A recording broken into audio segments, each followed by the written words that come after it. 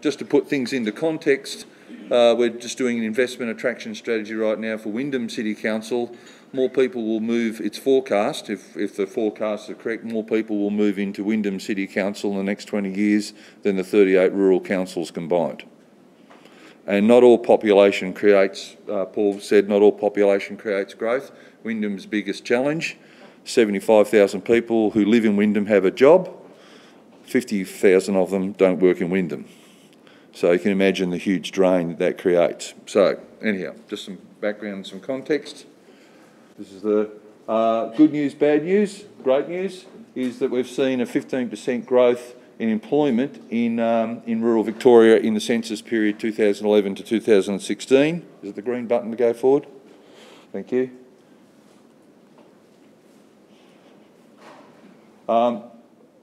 Interestingly and significantly, in the period 2001 to 2016, you can see that the vast majority of jobs, there's been an explosion of jobs in the last 5 years compared to the 10 years before that.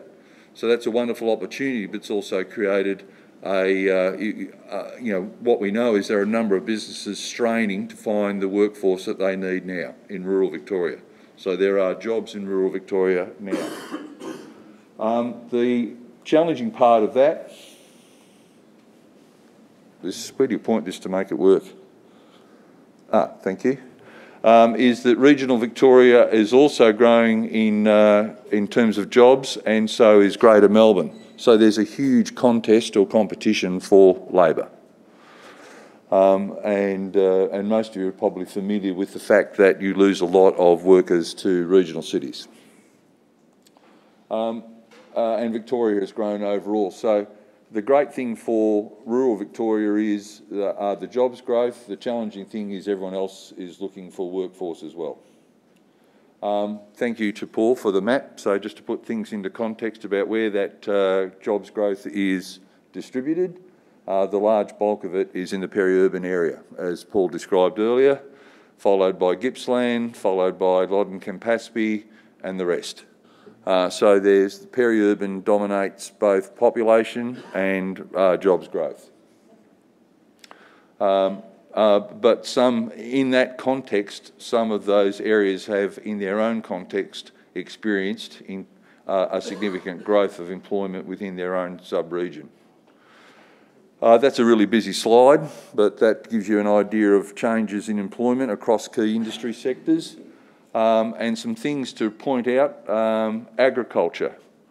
Agriculture is a mainstay of the rural economy. In the period 2001 to 2011, we saw about 10,000 jobs go out of agriculture.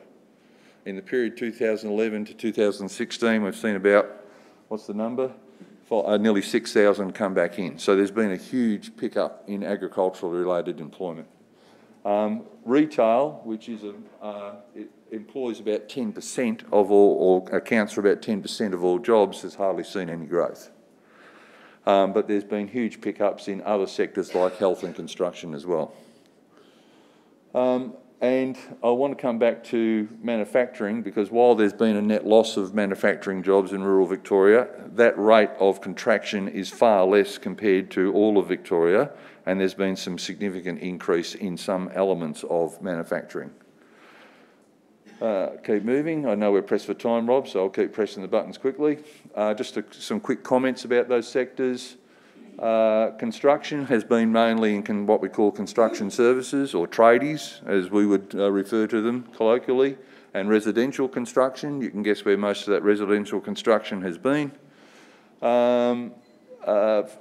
Health has been 50% health services, doctors, nurses, podiatrists, physiotherapists, etc., and the other 50% has been aged care, largely. Agriculture, I've already mentioned. There's been a growth in both broadacre, horticultural and agricultural services, so it's been right across the board. But there's a myriad of influences on agriculture. We've seen wool prices at record levels recently. We're through the drought. It goes on, the list. But what we should also remember is that there's a huge connection in rural Victoria between these sectors. So agriculture, the advisory services that come out of the professional services sector, the transport, and also the manufacturing, and particularly in the food processing space. So that whole agribusiness chain is very important to rural Victoria. The visitor economy generates across rural Victoria about 8% of jobs. In some parts where Sue, in the borough of Queenscliff, that's as high as 22%. In Bill Oak, that's as low as 3%. So it varies, but across the board, the visitor economy generates 8% of employment, and the visitor economy is growing in terms of visitation. Administrative support services. This is what I love about the ANZIC ABS codes. They just use languages that normal people don't use, but to try and just give you some understanding of what that means, a large amount of that growth in rural Victoria has been around services to support businesses and homes in terms of cleaning and other support services. And that gives you a bit of a breakdown of some of the things in there. I've highlighted or italicised some of the key parts of that where we've seen growth. And public administration and safety. So I'm looking at the public administration and regulatory services bit. It's sitting before me, but we've also seen a huge upswing in public order and safety, i.e. prisons and police, and to a lesser extent fire. And that's very concentrated in some areas.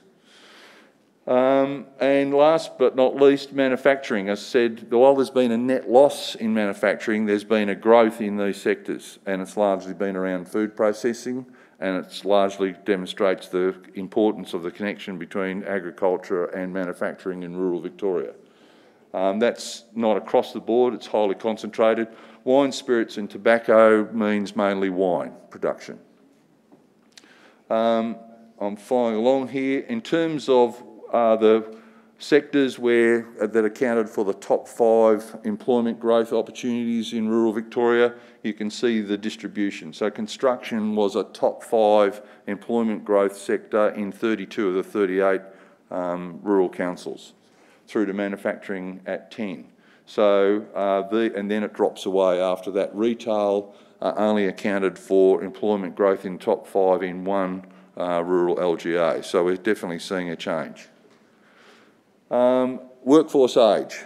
So the workforce age of rural Victoria is considerably older than Victoria overall. Rural Victoria, nearly 27% of workers are 55 and older, and in Victoria that's closer to 19%. And that's the breakdown by sectors. With agriculture, I think this is well known, that agriculture is the oldest working age sector, and it goes down from there. And what we've flagged is where are those sectors that have experienced above. Remember, rural Victoria has grown in employment at 15%, so which sectors have grown more than 15%, and which sectors have got an age workforce that's even higher than the 26.8. Does that make sense? So they're the ones that we're pointing to as they're growing, and they've also got a significantly older workforce. That's where we might need to point some resources. And if we do, and there's no rule that says that once you hit 55, that's it. As someone who's about to turn 60, I'm definitely, 60's your new 40, all the rest of it. So it's hard to say at what point in time people leave the workforce. But if we estimate, if we look at 20% of those aged 50 to 65, or 55 to 65, and 90% of those aged over 65 would leave the workforce in the next 5 years, that's just an assumption, it's not a fact, it's just an assumption, then that would be about 12,500 people exiting the workforce in the next 5 years. Importantly, there are about there's a greater population of 32,000 of people aged 15 to 24, but 32,000 of them aren't engaged in the workforce right now. Some of those will be studying, some of those aren't working. There's a whole mix in between, but those 32 aren't working. Okay, so in terms of the math, we got 12.5 going out, we've got 32 there saying how can we engage them more? Does that make sense? And so what we need and what's coming out of work that the Office of the Skills Commissioner is doing, the Victorian Skills Commissioner is doing, is we need to put a lot more resources and focus into connecting the opportunities that sit within rural Victoria in terms of employment and what young people understand those opportunities to be. Because, Jana mentioned this morning the digitalisation of the agricultural sector, for example. When kids talk to their parents about their job aspirations, if their parents understand how agriculture has been as opposed to where it's moving to, then often what they're finding from that experience is the kids are being told by their parents that's not the place you want to work in. But the information isn't up to date, so we need to sort that out. In terms of workforce development, we need some more equity for rural Victoria. So if we look at the technical, so if you go back, I won't go back a few slides, but you would have seen that there was an overall growth in the education sector related employment, and Jana spoke earlier this morning to the investment that's been put into schools, for example, Bannockburn. But what we did see across the board in rural Victoria was a loss of employment or a contraction of employment in the technical, vocation and tertiary education sector. So these are the people in the main that deliver workplace or vocational training. Does that make sense? Now, that's not entirely within that sector. There are a range of community service organisations who deliver workplace-related training, so we can't tease that out completely, but overall we saw a loss.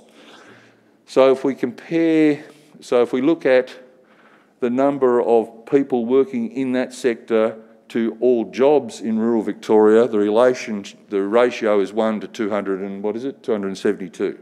Does that make sense? So one job in that tertiary technical and vocational sector job to every 272 other jobs in rural Victoria. When we compare that to the rest of the state, I think the ratio tells the story. So when businesses are saying to us, oh, we can't get access to training, this might give us an insight as to why. Does that make sense, that ratio? And it's definitely something we need to address in terms of workforce development in rural Victoria. The room's looking very quiet. Is that ratio or that analysis making sense to people? We need more. Yeah, thank you. Well, it's not just TAFE, but across that sector, Don, yeah. And by the way, I didn't stop in Benalla at Easter this year.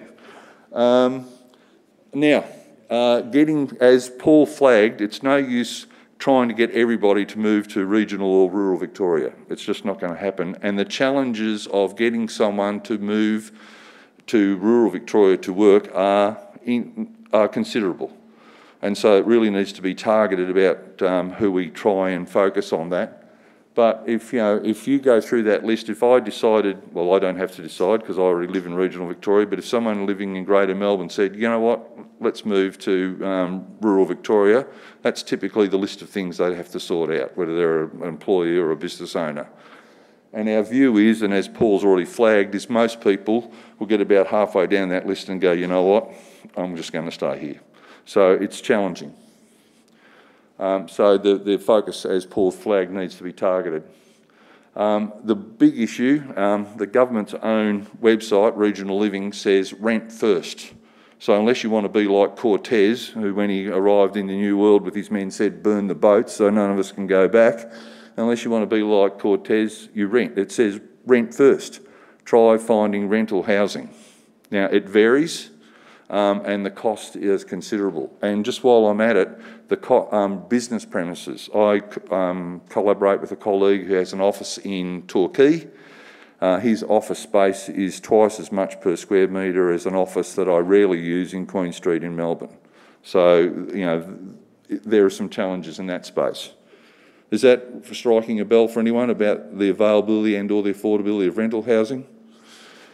And in some places it's through the roof. Try renting a house in Port Fairy, for example. So where can we get workers? So this is where we're going to be a little bit controversial here. Where can we get workers who don't have to relocate? Because there's a challenge. I'm not saying don't try this, but more immediately, if we're going to deal with the issues of the gaps we have in terms of people who can work, then where can we go in the more immediate sense? So some numbers. There are 270,000, I'm rounding out numbers here, there are about 270,000 jobs in rural Victoria, okay?